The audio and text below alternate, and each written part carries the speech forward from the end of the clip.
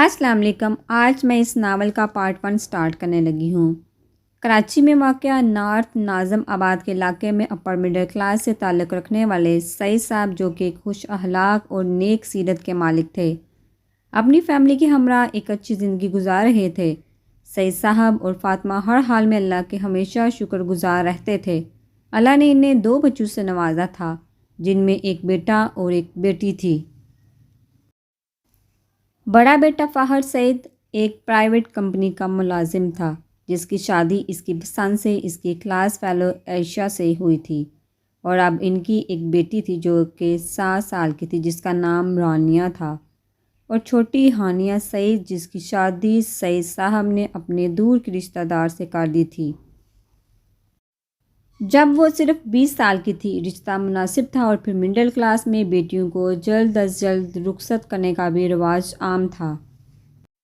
مگر محض 2 سال میں ہی ہانیہ اختلاف یافتہ کے طور پر باپ کے گھر واپس آ چکی تھی، اور وجہ شادی کے 2 سال تک کوئی اولاد کا نہ ہونا۔ ساس کے کہنے پر شوہر نے اسے بانجھ سمجھ کر صرف 2 سال میں ہی اسے طلاق دے دی تھی، جبکہ ہانیہ بہت محبت کرنے والی، احساس اور اپنے رشتوں سے مخلص تھی، مگر انسانوں کی چھوٹی سوچ کی بھینٹ چڑھ گئی تھی۔ طلاق کے بعد ماں باپ اور بھائی کا رویہ تو ہانیہ کے ساتھ بالکل نہیں بدلا، مگر دنیا کافی حد تک اس پر تنگ ہو گئی تھی، جس میں سب سے بڑا کردار فاخر کی بیوی عائشہ نے نبھایا تھا۔ جب تک ہانیہ کی شادی نہیں ہوئی تھی، عائشہ ہانیہ کے ساتھ بہت اچھے سے رہتی تھی، مگر جب سے ہانیہ اس گھر میں واپس آئی تھی، عائشہ کا رویہ ہانیہ کے ساتھ بہت بدل گیا تھا۔ عائشہ کے رویے کے بارے میں فاخر کو کچھ بھی علم نہیں تھا، کیونکہ وہ تو جان دیتا تھا اپنی اکلوتی لاڈلی بہن پر۔ اپنی کم عمر بیٹی کے ساتھ لوگوں کا رویہ دیکھ سعید صاحب ٹینشن سے تھوڑے پریشان رہنے لگے تھے، اور فاطمہ بیگم بھی اپنے شوہر اور بیٹی کے لیے بہت پریشان رہتی تھی۔ عائشہ کا رویہ ساس سسر کے ساتھ تو اچھا تھا، مگر ہانیہ سے وہ بہت برا سلوک کرتی تھی، اور وجہ یہ تھی کہ لوگوں نے عائشہ کو یہ کہہ کر ہانیہ سے دور رہنے کا کہا تھا کہ اس کے ہی پرچھاوے کی وجہ سے اس کے ہاں رانیہ کے بعد کوئی اولاد نہ ہوئی، جبکہ اسے بیٹے کی بہت خواہش تھی، اور ہانیہ خاموشی سے جہاں اپنے ماں باپ اور بھائی کے سائے میں تھوڑا پرسکون تھی، وہیں دنیا کے رویے کی وجہ سے اور بھی زیادہ کم گو ہو گئی تھی۔ عالم ویلا کراچی کے مہنگے ترین علاقے میں اپنی پوری شان و شوکت کے ساتھ کھڑا تھا۔ اس گھر میں کل 5 افراد رہتے تھے۔ عالم شاہ ایک بہت ہی کامیاب اور سلجھے ہوئے انسان تھے۔ انہوں نے اپنی زندگی جتنی کامیابیاں دیکھی تھی، وہ شاید کسی نے دیکھی ہوں، مگر پھر وہ اتنے ہی عبادت گزار اور اللہ کے شکر گزار بھی تھے۔ شان عالم اور ان کی زوجہ عالیہ بیگم کو اللہ نے ایک بیٹے اور ایک بیٹی سے نوازا تھا۔ بڑا بیٹا وجاہت عالم اور چھوٹی بیٹی نیلم عالم تھی۔ وجاہت عالم اپنے نام ہی کی طرح مردانہ وجاہت کا شاہکار مانا جاتا تھا۔ اپنی خوبصورت اور چارمنگ پرسنالٹی کی وجہ کئی دلوں کی دھڑکنوں کا مالک تھا، جبکہ اس کا دل صرف ایک لڑکی کے لیے دھڑکتا تھا، وہ تھی اس کی بچپن کی دوست نور۔ نور جتنی حسین تھی، اتنی ہی مغرور بھی تھی۔ وہ اپنے سے کمتر لوگوں کو بالکل بھی پسند نہیں کرتی تھی۔ غرور اور تکبر اس کی ہر ادا سے جھلکتا تھا، مگر وہ وجاہت سے محبت کرتی تھی۔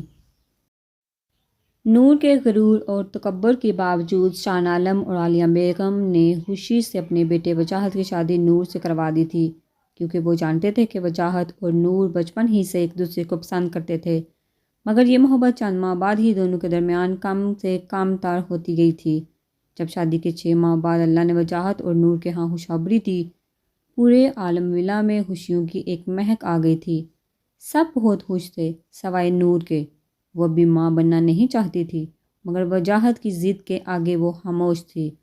پھر کچھ مہینوں بعد وجاہت اور نور ایک پارٹی سے لیٹ نائٹ واپس آ رہے تھے کہ کسی کار نے ان کی گاڑی کو زوردار طریقے سے ٹکر ماری۔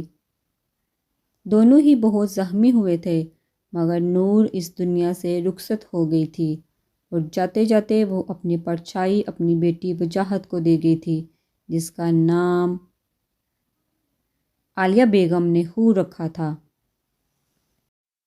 نور کے جانے کے بعد وجاہت نے خود کو کام میں اتنا الجھا لیا تھا کہ پتہ ہی نہ چلا کہ کب وہ اپنے گھر والوں اور دنیا سے دور ہوتا چلا گیا۔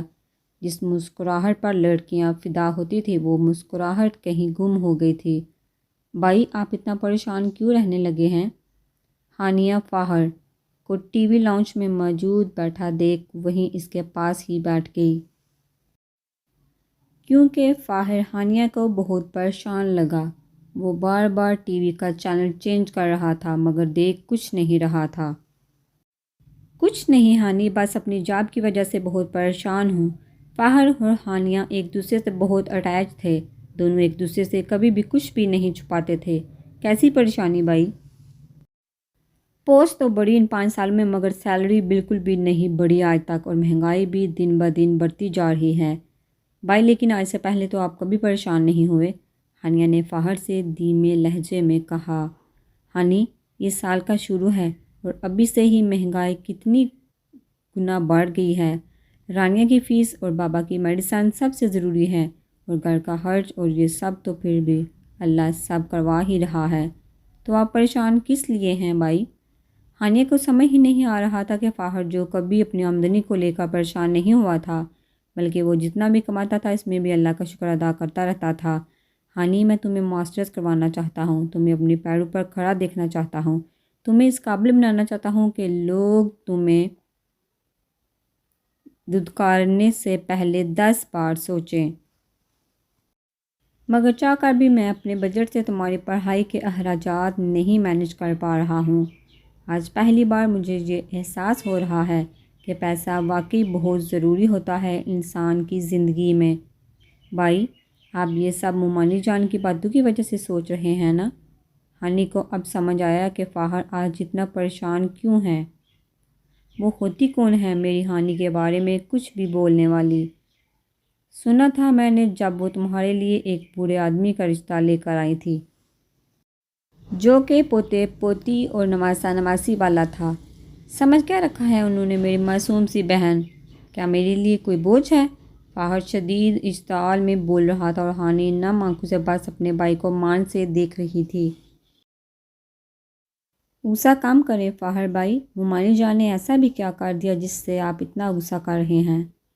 عیشا نے جب فاہر کی غصے بڑی آواز سنی تو وہ بھی ٹی وی لاؤنج میں چلی آئی۔ اب بھلا ایک طلاق یافتہ اور اوپر سے بانجھ لڑکی سے کون شادی کرتا ہے بھلا؟ وہ تو ہانیہ کے لیے اچھا ہی سوچ رہی تھی نا؟ فاہر اور ہانیہ حیرت سے عیشا کو بولتا دیکھ رہے تھے، جو کہ بہت عام سے انداز میں فاہر سے مخاطب تھی، پر نظریں ہانیہ کی طرف کی ہوئی تھی۔ دماغ ٹھیک ہے تمہارا؟ کہاں میری کم عمر بہن اور کہاں وہ 65 سال کا بوڑھا آدمی؟ فاہر اب باقاعدہ عیشا پر چلا رہا تھا، جبکہ ہانیہ عیشا کی باتیں اس سے زیادہ سن نہیں پائی اور اٹھ کر وہاں سے چلی گئی۔ وجاہت عالم کدھر چلے آپ؟ سائدہ بیگم نے اپنے پوتے کو مخاطب کیا جو تیزی سے گھر کے داخلی دروازے کی سمت بڑھ رہا تھا۔ دادو، میں روز اس وقت آفس جاتا ہوں، وجاہت نے دھیمے لہجے میں اپنی دادو کو جواب دیا۔ پرہودار، یہ وقت ناشتے کا ہے اور آپ بھی اسی وقت یہاں آ کر سب کے ساتھ ناشتہ کرو۔ سائدہ بیگم نے بھی پیار سے اپنے پوتے کو حکم دیا۔ دادو، آپ جانتی ہیں مجھے ناشتہ کرنا پسند نہیں، یہ عادت میں بہت پہلے ہی چھوڑ چکا ہوں۔ وجاہت نے ایک بار پھر گھر کے باہر کی طرف قدم بڑھائے۔ ٹھیک ہے، ناشتہ مت کرو، کم سے کم ہم سب کے ساتھ یہاں بیٹھ ہی جاؤ۔ اب کی بار وجاہت سے ہار مانتے ہوئے ڈائننگ ٹیبل پر موجود سب کے ساتھ بیٹھ گیا۔ جی کہیے، کیا بات کرنی ہے آپ کو؟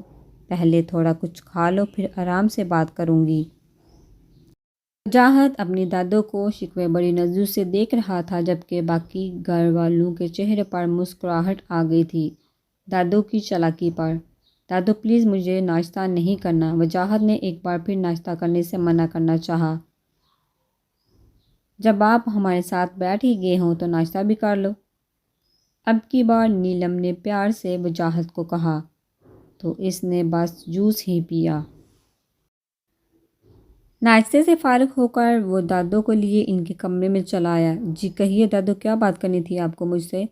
بیٹا، میں چاہتی ہوں کہ تم پھر سے شادی کر لو، دادو نے بغیر کسی لگی لپٹی کے وجاہت سے بات کی، کیونکہ وہ ہمیشہ مدعے کی بات کرتی تھی۔ باتوں کو گھما پھرا کر کرنے کی عادت ان میں بالکل نہیں تھی، جبکہ وجاہت بس دادو کو حیرت اور صدمے سے دیکھے گیا۔ آپ جانتی ہیں دادو، نور کو گئے ابھی صرف 4 ماہ ہی ہوئے ہیں اور میں اس زندگی میں نور کی جگہ کبھی کسی کو نہیں دوں گا۔ وجاہت نے اٹل لہجے میں دادو کو جواب دیا۔ میں جانتی ہوں بیٹا، مگر میں تمہارے لیے نہیں بلکہ حور کے لیے تمہیں شادی کرنے کے لیے کہہ رہی ہوں۔ بیٹا، حور بہت چھوٹی ہے اور ہر بچے کی طرح اسے بھی ایک ماں کی ضرورت ہے، دادو نے وجاہت کو سمجھانا چاہا۔ دادو پلیز، اتنے سارے لوگ ہیں گھر میں، اتنے نوکر چاکر ہیں، میری بیٹی کو سوتیلی ماں کی کوئی ضرورت نہیں ہے۔ وجاہت نے اب کی بار تھوڑے روکھے لہجے میں کہا۔ بیٹا، نیلم اپنی پڑھائی میں مصروف رہتی ہے، تمہاری ماں کتنا بھی حور کو پیار سے رکھے، وہ اس کی دادو ہیں، ماں نہیں، اور مجھ سے اس عمر میں بچے بھی نہیں سنبھالے جاتے۔ عالیہ بیگم حور کو بہت اچھے سے سنبھالتی تھی، لیکن وہ بھی اپنی پوری کوشش کے باوجود حور کو وہ توجہ نہیں دے پاتی تھی جو کہ ایک چھوٹے بچے کو چاہیے ہوتی ہے۔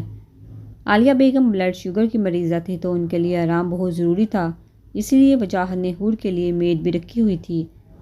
دادو ماما نہ سہی، گھر میں اتنے نوکر چاکر ہیں، حور کی الگ سے نینی ہے، وہی نینی جو کہ 10ویں ہے۔ پہلے 4 ماہ میں تم 9 نینیوں کو نکال باہر کر چکے ہو، کیونکہ وہ حور کا اچھے سے خیال نہیں رکھ پا رہی تھی۔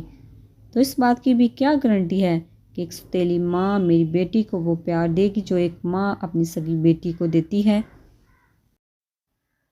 وجاہت کی بات پر اب کے بار سائدہ بیگم چند پل کے لیے لاجواب ہو گئی تھی۔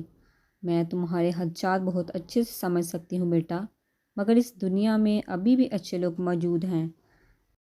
دادو پلیز، آج کے دور میں کوئی کسی کو اہمیت نہیں دیتا، بلکہ یہ سب چھوڑے، اگر حور کی سگی ماں بھی زندہ ہوتی تو تب بھی حور کسی آیا کی گود میں ہی بڑی ہوتی۔